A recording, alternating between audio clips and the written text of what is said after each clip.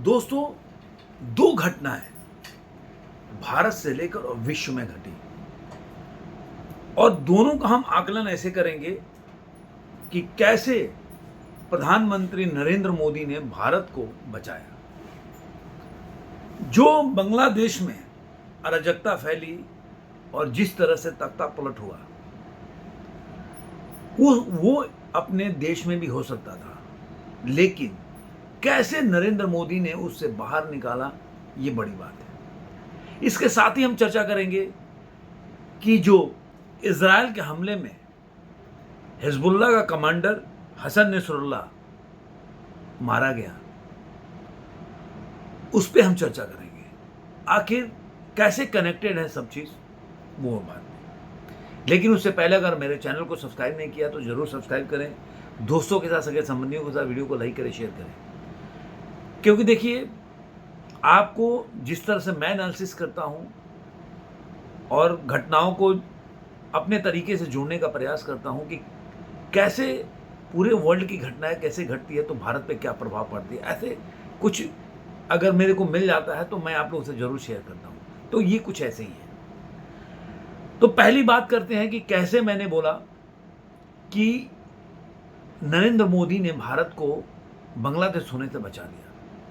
दोस्तों, इसके लिए मैं भी बोलूँगा कि कई बार हम लोग भी जब कुछ ऐसी घटनाएं घटते हैं तो सोचते हैं कि यार नरेंद्र मोदी यहाँ पे झुक गए, या मैं अपनी बात भी बोलता हूँ क्योंकि हमें भी लगता है कई जगह कि मतलब बोल्ड स्टेप लेना चाहिए और मोदी जी जाने भी जाते हैं उसके लिए। लेकिन जब कहीं पर ऐसा लगता है कि मोदी जी पीछे हुए तो मुझे लगता है कि, या लगा हमें, जैसे किसान आंदोलन हो रहा था उस समय मोदी जी ने जो जो एक्ट लॉ बन गया, उसको वापस लेने का जो कार्य किया मोदी जी ने, जो एक साल में बैठे रहे किसान और नहीं किया, लेकिन बाद में ले लिया और बाद में उन्होंने जो बोला वो मैं बाद में बताऊंगा।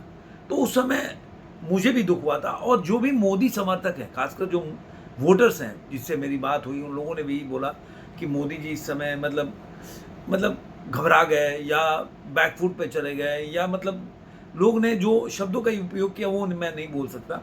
तो इस तरह के लोगों ने अपनी अपनी भावनाएं व्यक्त की। लेकिन कई बार लगता है कि फ्यूचर में या कुछ समय तक अगर आप इंतजार करेंगे तो आपको पता चलेगा कि नरेंद्र मोदी हमसे ज़्यादा अनुभवी हैं और काफ़ी दूरदर्शी हैं, और ये साबित करता है बांग्लादेश का घटना।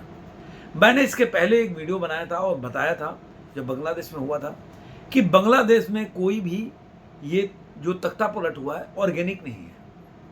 मतलब वहाँ पे कोई ऐसी अंदर कुछ ऐसा नाराजगी नहीं चल रही है शेख हसीना के साथ कि वहाँ के लोगों ने इरिटेशन किया और उसके बाद ये मतलब एक बोल सकते हैं फ्लो में ऐसा हो गया, ऐसा नहीं हुआ। कई लोगों ने कमेंट किया, अगर आपको पता नहीं है। लेकिन अब जो खबरें आ रही हैं, खबरें ऐसी आ रही हैं कि वहाँ के, आपको पता है कि जो मोहम्मद यूनिस हैं, उन्होंने यूनाइटेड नेशन में गए थे अभी, वहाँ पे यूनाइटेड नेशन में, और वहाँ पे जो उन्होंने बयान दिया, उन्होंने साफ साफ स्वीकार किया कि ये ऑर्गेनिक नहीं है, ये पूरे क्रिएट किया गया है।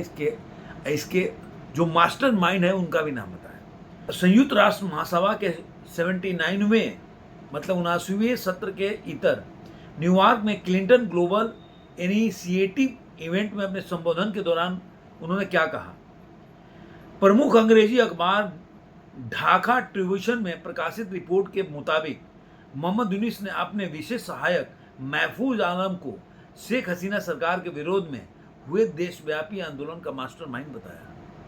और सबसे बड़ी बात है कि वहाँ पे बिल क्लिंटन ने ताली भी बजाई। ये जितने भी अमेरिका के राष्ट्रपति रिटायर होते हैं ना, तो ऐसे ऐसे चीज़ें खोल के बैठ जाते हैं और उसके बाद उसको इस्तेमाल किया जाता है, कैसे दूसरे देश में तख्ता पलट किया जाए, क्या कैसे किया जाए, ये सब चलता रहता है। तो अब ये खुद से स्वीकार करते हैं कि जो मोहम्मद यूनिस ने, कि महफूज आलम था, वो जितने भी वहाँ पे कोई जो तख्ता पलट के लिए एक स्टूडेंट का वो ऑर्गेनाइजेशन उठ खड़ा हुआ।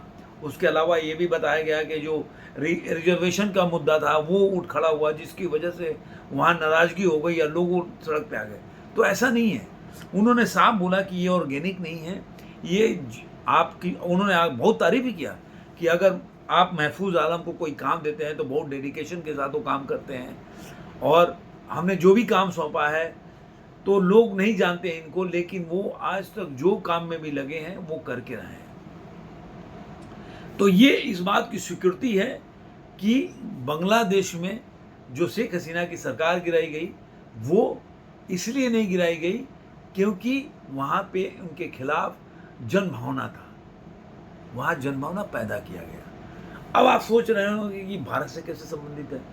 आप याद कीजिए सीए, आप याद कीजिए आप किसान आंदोलन, इसमें एक ही चेहरा आपको हर जगह मिलेगा, योगेंद्र यादव और उनकी टीम और उनका जो मंडली है। चाहे आप पहलवानों का भी ले लीजिए तो ऐसे रजिस्ट्रेशन के लिए हर जगह मिलते हैं। उसके अलावा आपको देखेगा कि जो मोहम्मद यूनिस गए आप देखेंगे तो वहाँ पे जो इला उमर है उनके साथ भी फोटोग्राफ्स है, काफ़ी चीज़ें, और ये सारे लोग कनेक्टेड हैं। आप अगर रिसर्च करने जाएंगे, कोई बहुत बड़ा काम नहीं है, इंटरनेट का ज़माना है, आप चाहेंगे तो रिसर्च करके सारी खबरें निकाल सकते हैं कि किसका किससे संबंध है, कितना पैसा लगा है। जॉर्ज सोरोस से पहले वीडियो बना के बोल सका है कि मैं 100 करोड़ रुपया इंडिया में सरकार गिराने के लिए दिया।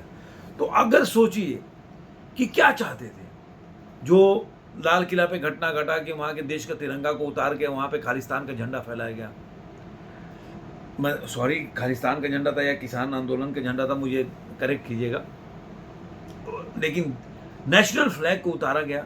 तो क्या चाहते थे कि गोली चले, जब गोली चलेगी 2-4 लोग मरेंगे तो रजिस्ट्रेशन को पूरे इंडिया में करेंगे। लेकिन याद कीजिए जब मोदी जी ने किसान आंदोलन का जो बिल था, जो किसान बिल था, उसको वापस किया तो क्या बोला उन्होंने कि मैं आज इसके ऊपर कुछ ज़्यादा नहीं बोल सकता, लेकिन मैं इसके वापस देश के हित में इस फैसले को वापस ले रहा हूँ।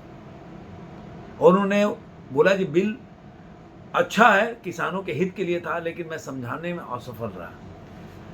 मतलब कहीं ना कहीं उनको इनपुट मिला होगा कि ये जो चीज़ें जो चल रही है इंडिया में, जिस तरह से एक गैंग है जो पूरी तरह से इंडिया में इस तरह का अराजकता फैला रही है, वो आप सोचिए कितना खतरनाक हो सकता था। अगर ये चाहते वहाँ पे गोली चल जाती, कुछ ऐसी घटनाएं घट जाती, तो आज ये अलग लेवल पे होता और पूरे देश में अराजकता फैल जाती और उसको संभालना बहुत मुश्किल हो जाता। तो कई बार क्या होता है, देश के हित में वापस लेना चाहिए, और यही साबित करता है ये घटना जब मोहम्मद यूनिस ने स्वीकार किया कि ऐसे लोग का टीम है जो हर देश में तख्ता पलट के लिए लगी रहती है, कोई ऑर्गेनिक नहीं होता है। आपके दिल में, मैं पहले भी बोला, किसी के घर को फोड़ना है तो कोई आदमी जो उस घर का मेंबर है उसके दिमाग में कोई कुंठा डाल दो, ज़बरदस्ती का उसके दिमाग में एक बीज बो दो कि तुम्हारे साथ अन्याय हो रहा है फैमिली में, और उसके बाद उसको इस्तेमाल करो। यही ये हर देश में करते हैं। अब जॉर्ज सोरोस का कहानी ब्राज़ील से लेकर कितने ऐसे कंट्री, साउथ अफ्रीका में, जहाँ पे वो कहीं मीडिया में, कहीं सरकार में, कहीं विपक्षी दलों में पैसा खर्चा करके क्या क्या करता है, ये आप लोगों को अगर चाहे तो इस पर अलग से वीडियो बन जाएगा।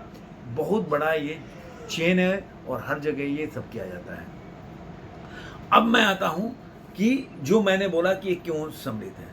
अभी देखिए गैंग क्या, अभी जो आपको पता है कि जो लेबनान का जो कमांडर है, इसमें उसकी हत्या हो गई, हसन नसरुल्लाह का। अब ये हसन नसरुल्लाह का हत्या हुआ तो इंडिया से क्या संबंध है। आप देखिए कश्मीर में महबूबा मुफ्ती ने ऐलान किया कि मैं रैली कल का नहीं करूंगी, क्योंकि वहाँ पे मैं जो फ़िलिस्तीन है उसके समर्थन में, जो हसन नसरुल्लाह के साथ जो बमबारी में मारे गए, पहले आ रहा था कि नहीं है, लेकिन उनकी अंगूठी से पहचान हुआ कि भाई अंगूठी जो टूटी हुई मिली कि वो हसन नसरुल्लाह थे।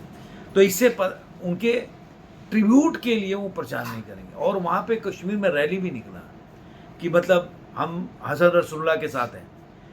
अब आप सोचिए कि ये 5000 या 4000 किलोमीटर दूर है यहाँ से। यही लोग भारत में जो यहाँ के हिंदू कम्युनिटी है, वहीं बांग्लादेश में उनके साथ हत्या हो रहा था, उनके साथ तरह तरह के जुर्म हो रहा है, लेकिन ये लोग खड़े नहीं हुए। इनके देश के लोग हैं, इनके बगल में रहे, जो पहले बांग्लादेश इंडिया में ही था। अब वो ये लोग, वही लोग खड़े हैं कौन, तो फिलिस्तीन और लेबनान के साथ और हिजबुल्लाह के साथ खड़े हैं, जिनका अपने देश से कोई संबंध नहीं है। मैं मानता कि पाकिस्तान के लिए खड़े होते तो समझ में आता कि इंडिया का एक टाइम में बहुत लोग के रिलेटिव पाकिस्तान में रहते हैं, तो एक दर्द हो सकता है। लेकिन आप सोचिए 5,000 किलोमीटर यहाँ से है और वहाँ के लिए इनके आंसू रो रहे हैं। तो ये गैंग जो अभी धीरे धीरे देखिएगा ये आग पकड़ेगा, और किस तरह से इसको लोग इसको इस्तेमाल करेंगे अपने अपने तरीके से, ये देखिएगा। और यही मैं कह रहा हूँ, एक चेन है। और इज़राइल जो है सबसे बड़ा काम, कि पहले तो आपने देखा होगा कि इज़राइल नेतान्याहू नहीं आने वाले थे, बेंजामिन नेतान्याहू यूनाइटेड नेशन में बांधे, लेकिन उन्होंने आया, बोले कि उन्होंने अपने भाषण में बोला, स्पीच में, कि मैं नहीं आने वाला था, लेकिन मुझे इस नैरेटिव को फेल करना था कि जो नैरेटिव इज़राइल के खिलाफ बनाया जा रहा है उसके। उन्होंने ये भी बोला कि जिस तरह से मान लिया इज़राइल, तो पहले आपको पता ही कि यूनाइटेड जो अमेरिका था, जो अपने डोनाल्ड ट्रंप की सरकार थी, तो उन्होंने इस्लामिक रिवोल्यूशन गार्ड्स को क्रॉप स्क्वाड फोर्स के कमांडर जो थे वो कासिम सुलेमानी को एक बम से मार दिया था। वो आज भी उसका पता नहीं लगा पाए कि वो बम वहीं फूट गया था या ऊपर से ड्रोन से गिरा था। वो आज भी उस पर मतलब इन्वेस्टिगेशन चल रहा है। ये उनके समझ के परे की बात है।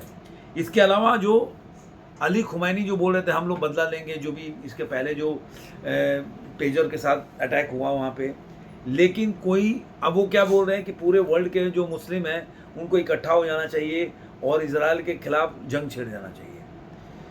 तो ये सब जो है धीरे धीरे ये आप देखिएगा कि भारत में भी ऐसे लोग हैं, वैसी जैसे लोग हैं जो इस मुद्दे को लेकर सड़क पे आएंगे, क्योंकि अभी चुनाव चल रहा है कश्मीर में, सब कुछ चुनाव जीतना है। और जब तक ऐसे मुद्दों से लोगों के सेंटिमेंट को अगर उभार के बाहर नहीं लाएंगे तो उसका फ़ायदा नहीं उठा सकते। तो मैं कह रहा हूँ कि दो देश का जो मूड है और जो ग्लोबल चीज़ें चल रही है, घटना है, किस तरह से ऐसे जो गैंग है इस्तेमाल करता है अपने फ़ायदे के लिए। वो ये नहीं सोचता कि इससे देश में क्या बुरा प्रभाव पड़ सकता है और देश का हालत क्या हो सकता है। जो आपको पता होगा कि आज भारत मतलब 5वीं सबसे बड़ी अर्थव्यवस्था है वर्ल्ड का, जो तीसरी की तरफ बढ़ रहा है, उसको कैसे रोका जाए, ये भारत के फॉरेन के जो विरोधी लोग हैं वो लगे पड़े हैं और ये लोग उनके मोहरे बन के खेल रहे हैं उनके हाथों में। इसीलिए मैं बोलता हूँ कि आप जगो। और मैं कह रहा हूँ अखिलेश यादव को भी इन्होंने जो योगेंद्र यादव ने बोला कि हमने पिच बनाकर तैयार कर दिया, तो ये लोग इस्तेमाल कर रहे हैं। कोई भी पार्टी का लीडर हो उसको इस्तेमाल करने का प्रयास करो। उनको उससे कोई मतलब नहीं है कि अखिलेश यादव की सरकार बने, तेजस्वी यादव की सरकार बने, इससे उनको कोई लेना देना नहीं। इनको इससे मतलब है कि देश का विकास नहीं होना चाहिए। यही योगेंद्र यादव थे जब कांग्रेस की सरकार थी, तो ये उस समय भी धरना देते थे, आज कांग्रेस के साथ हैं। उनको देश में कोई भी सरकार, कोई स्थिर नहीं सरकार चाहिए, हमेशा सरकार के खिलाफ अड़ंगा करना, क्योंकि यहाँ पे जो इन्वेस्टमेंट है, जो इसका ग्रोथ है, वो कैसे रुके। यही एक गैंग का काम है। कांग्रेस की सरकार थी तब भी इन्होंने किया और आज बीजेपी की सरकार है तब भी कर रहे हैं। बस आप लोगों को जागने की ज़रूरत है, आपको समझने की ज़रूरत है कि ये लोग किसी के भी नहीं हैं, देश के खिलाफ हैं। आपको ये वीडियो कैसा लगा जरूर कमेंट में बताइएगा। फिर मिलेंगे ऐसे किसी वीडियो में। आज के अंत में इतना ही।